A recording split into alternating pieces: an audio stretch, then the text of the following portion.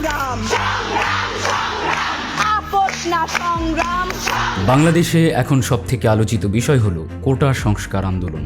সময় যত বাড়ছে এই আন্দোলন ততই তীব্র হচ্ছে। সরকারি চাকরিতে সকল গ্রেডে কোটা বাতিল করে কেবল অনগ্রসর গোষ্ঠীর জন্য সর্বোচ্চ 5% বরাদ্দ রেখে কোটা পদ্ধতি সংস্কারের দাবি জানিয়েছে আন্দোলনকারীরা।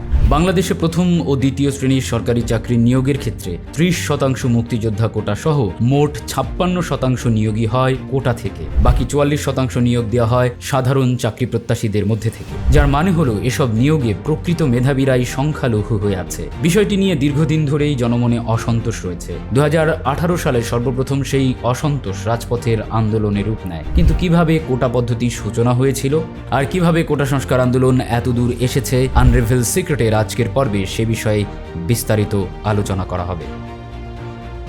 স্বাধীনতার পর 1972 সাল থেকে 1976 সাল পর্যন্ত 20% পদে মেধার ভিত্তিতে নিয়োগ করা হতো, বাকি 80% পদে কোটায় নিয়োগ হতো। 1976 সালে মেধার ভিত্তিতে নিয়োগ 40% বাড়ানো হয়। এরপর 1985 সালে প্রথম ও দ্বিতীয় শ্রেণীর পদে 45% মেধার ভিত্তিতে নিয়োগের নিয়ম চালু করা হয়। বাকি 55% অগ্রাধিকার কোটায় নিয়োগ দেওয়া হয়। এই অগ্রাধিকার কোটার মধ্যে রয়েছে 30% মুক্তিযোদ্ধা, 10% নারী, 10% জেলা ও 5% ক্ষুদ্র নৃগোষ্ঠী।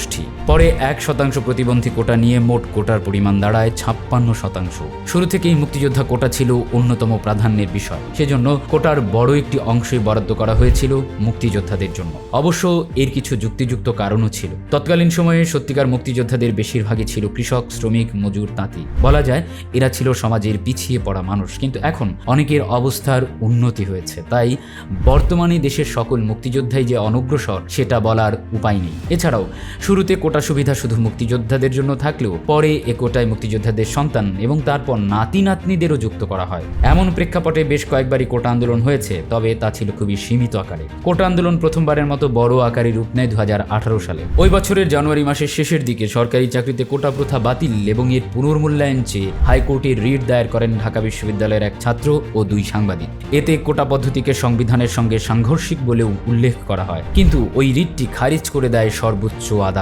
এদিকে আদালতে রিট করার পরপরই সে বছরের ফেব্রুয়ারি মাসে ফেসবুকে কোটা সংস্কার চাই নামে একটি পেজ খোলা হয়। এরপর শাহবাগকে কেন্দ্র করে পেজটি থেকে মানববন্ধন সহ নানা কর্মসূচির ঘোষণা দেওয়া শুরু হয়। এর মাধ্যমেই মূলত কোটা সংস্কার আন্দোলন দানা বাঁধতে থাকে।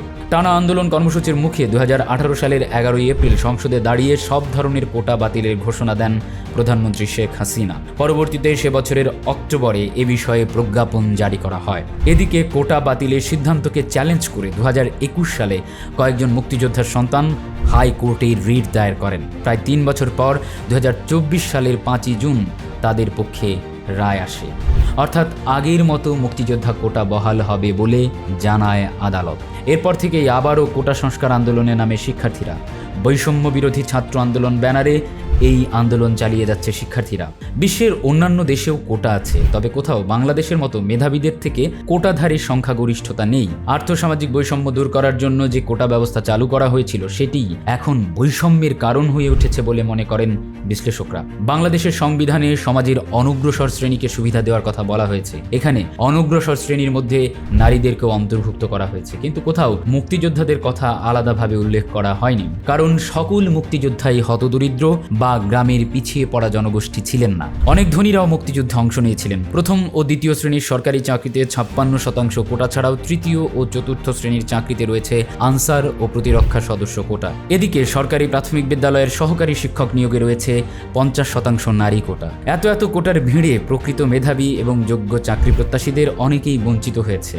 তবে আন্দোলনকারীরা কখনোই কোটা প্রথা পুরোপুরি বাতিলের দাবি করেনি। তারা চেয়েছে কোটার সংস্কার। তাদের এই দাবি শেষমেশ কতটুকু আদায় হবে, নাকি শাসক নিপীড়ন নির্যাতন করে তাদের থামিয়ে দেবে, সেটা সময়ই বলে দেবে।